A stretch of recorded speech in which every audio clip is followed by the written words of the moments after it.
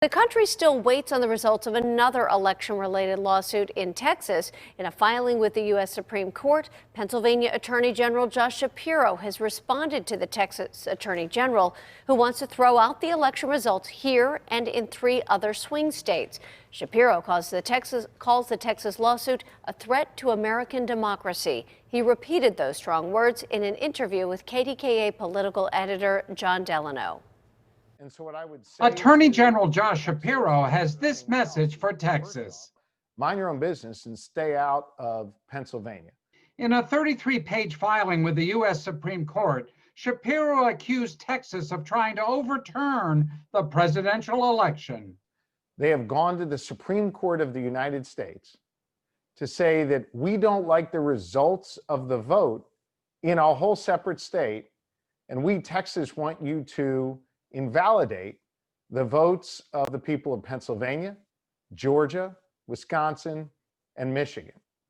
That's ridiculous. Shapiro says the Texas Attorney General has dredged up old conspiracy theories that are untrue and already rejected by state and federal courts. It would truly be the end of our democracy if the court were to rule in their favor. We would never be able to have a representative democracy again. Elections wouldn't mean anything if one state could invalidate the votes of another. But local Republican congressmen like Mike Kelly and Guy Reschenthaler say this state's election was flawed. Do you think Texas should have any role at all in deciding how we conduct elections in Pennsylvania?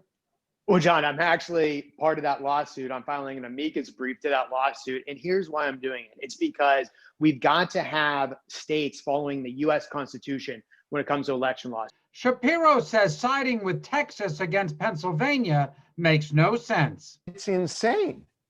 I mean, think about this for a second.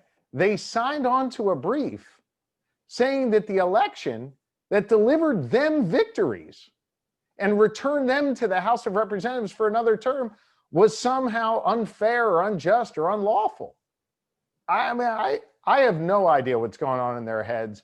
Of course, what's going on is politics as President Trump tries every way he can to stay in office.